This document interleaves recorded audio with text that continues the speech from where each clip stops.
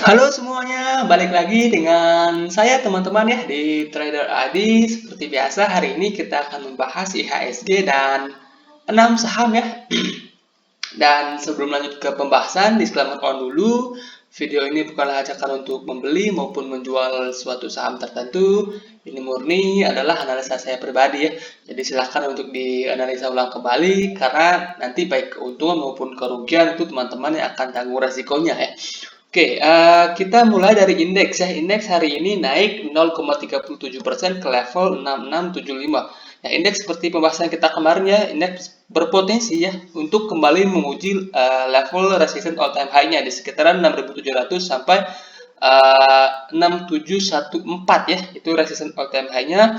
Nah, jika nantinya resistance tersebut mampu di-break oleh indeks, apalagi break dengan volume, maka analisa kita seminggu terakhir nggak sia-sia teman-teman ya.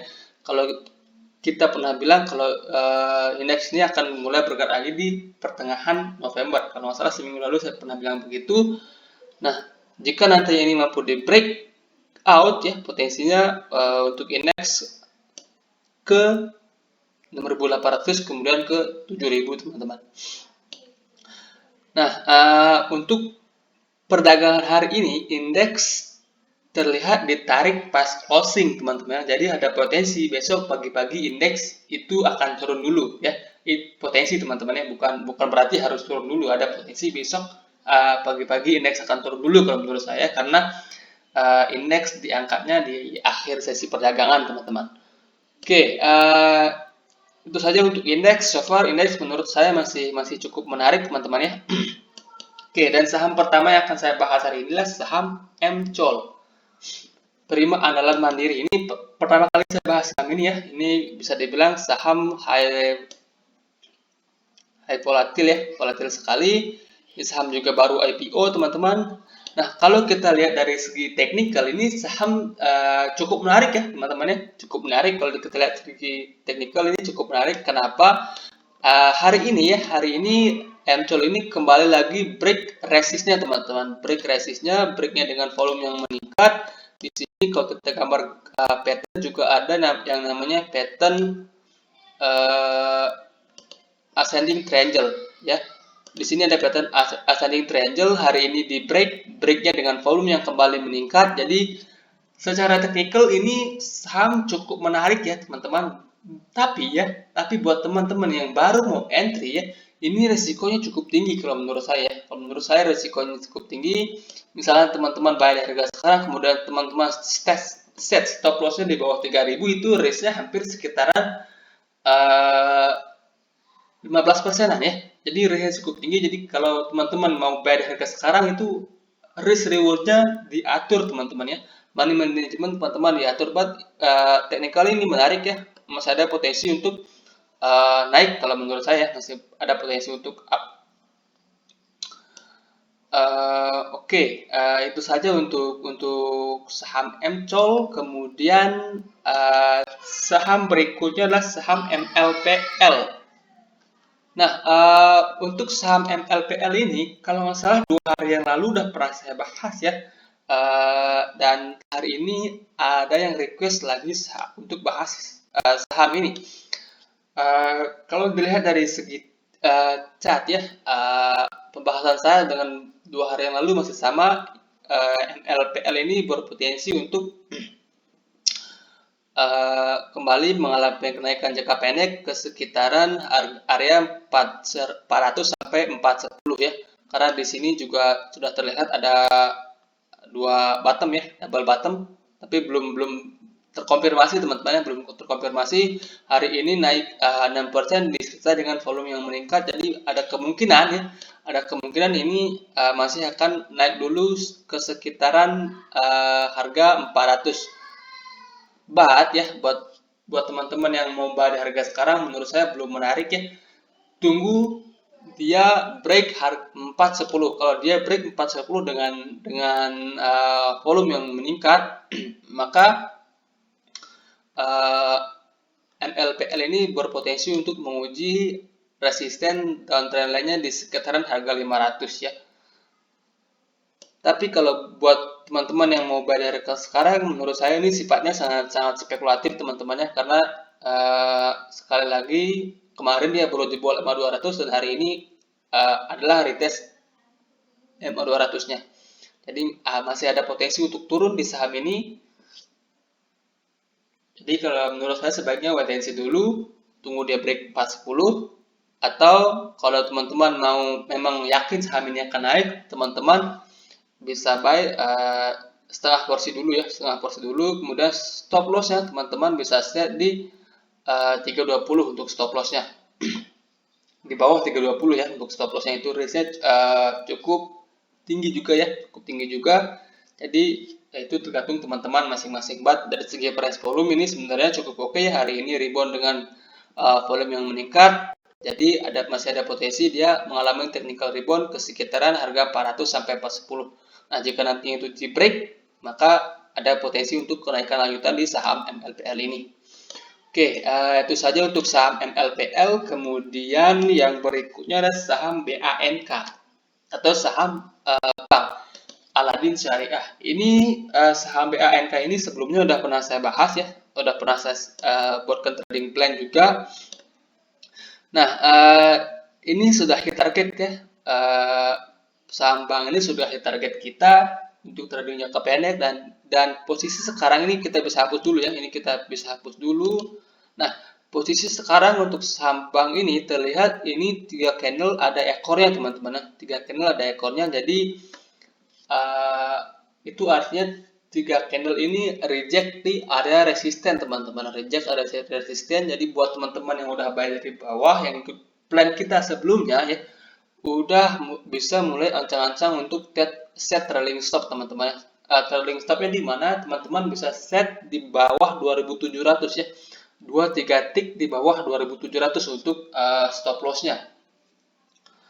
Karena kalau dilihat dari segi chart ini ada potensi untuk turun dulu, karena ini sudah ada tiga candle rejection ya di area resisten.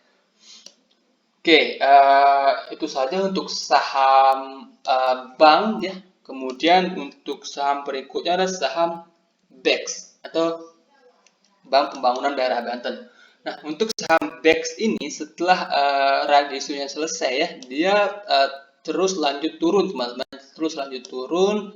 Nah, posisi sekarang sebenarnya ini sedang berada di area supportnya teman-teman. Area support untuk BEX itu ada di sekitaran 68 sampai area 66 untuk supportnya. Tapi ya, kalau kita lihat dari segi teknikal, menurut saya ini belum menarik, sama sekali belum menarik teman-teman ya, karena sahamnya masih downtrend ya, sahamnya masih downtrend, walaupun sekarang sedang berada di level supportnya. Buat teman-teman yang baru mau buy di harga sekarang, menurut saya spekulatif sekali ya, spekulatif sekali. Masih ada kemungkinan nggak untuk naik? Tentu saja masih ya.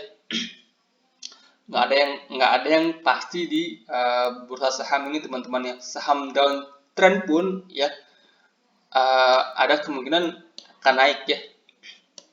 Nah, tapi ya kalau kita set plan ya, lebih baik teman-teman tunggu dia break dari sini, dari resistennya di 74 sampai 75. Kalau dia mampu break dari sini, maka ada potensi kenaikan yang cukup masif di saham BEX ini ya. Kalau BEX ini mampu break dari area 75, karena ada pola double bottom nantinya jika BEX ini mampu break dari ini 75. Oke, itu saja untuk saham BEX. Menurut saya sekarang belum menarik, jadi wait and see terlebih dahulu ya.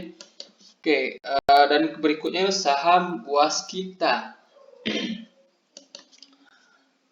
Saham konstruksi Waskita ini pergerakannya kurang menarik ya teman-teman ya.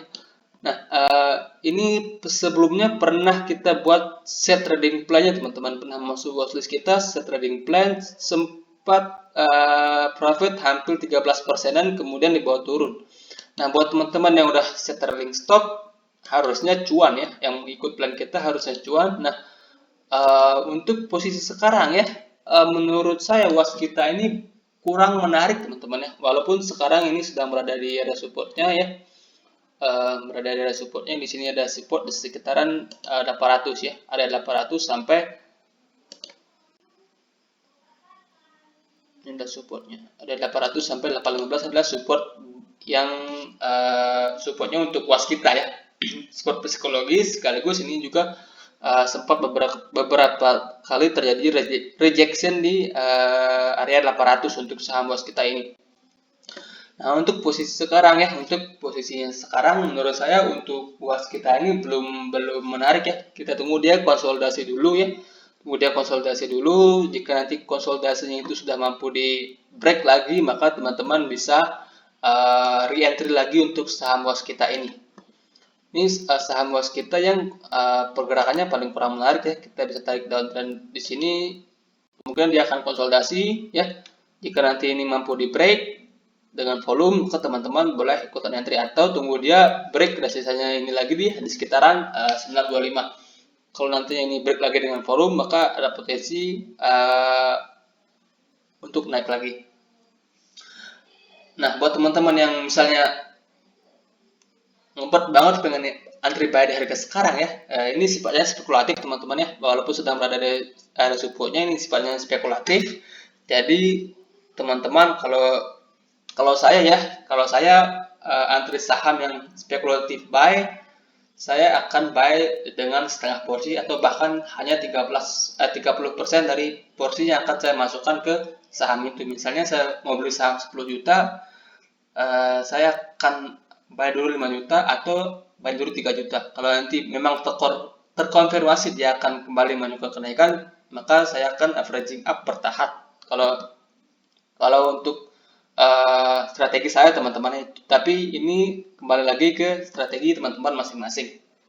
Oke, itu saja untuk saham waskita. Kemudian saham terakhir yang akan saya bahas hari ini adalah saham BBKP. Nah, BBKP ini hari ini adalah ex-date dari right issue-nya teman-teman. Ex-date dari right issue-nya hari ini mengalami kenaikan 16%-an ya, 16%-an kalau nggak salah ya, 16% di sini kok minus. Oh ya, di sini karena harga teoritisnya hari ini turun ya. Kemarin kan BPKP close di 430, kemudian harga teoritisnya hari ini kalau nggak salah di sekitaran di 290, enggak, sekitar 300 kayaknya deh. Nah, kita bahas chart ya teman-teman ya. Kita bahas chart.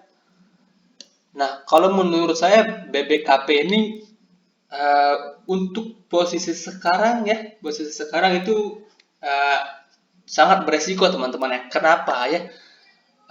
Kalau dijelaskan di video ini cukup panjang teman-teman, yang kita cari poin-poinnya saja. Pertama, BBKP ini rasio dengan rasio 1:1 teman-teman ya. Rasio 1:1 dengan harga penembusan R di 200.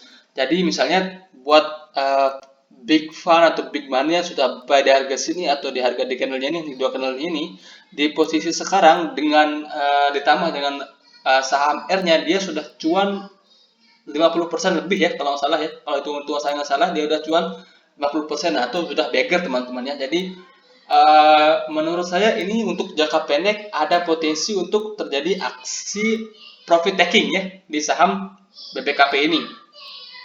Nah, untuk mid to long term menurut saya Ragiso cukup menarik ya. Kenapa? Karena dengan Ragiso ini berarti menegaskan Kokmin akan jadi pengendali full di saham BBKP ini. Nah, kalau kita bahas chart ini menurut saya ada potensi untuk terkoreksi dulu ya. Kalau menurut saya, mungkinkah akan lanjut naik? Mungkin saja ya. Nggak ada yang pasti di saham teman-temannya. Tapi kalau menurut saya buat teman-teman yang baru mau entry nih, lebih baik berhati-hati. Kalaupun besok dia naik lagi dengan kuat, scalping dulu ya. Kalau menurut saya. Oke, itu saja pembahasan kita hari ini. Semoga bermanfaat. Jangan lupa untuk like, komen, maupun subscribe untuk mendukung channel ini nantinya lebih berkembang lagi. Terima kasih, selamat malam.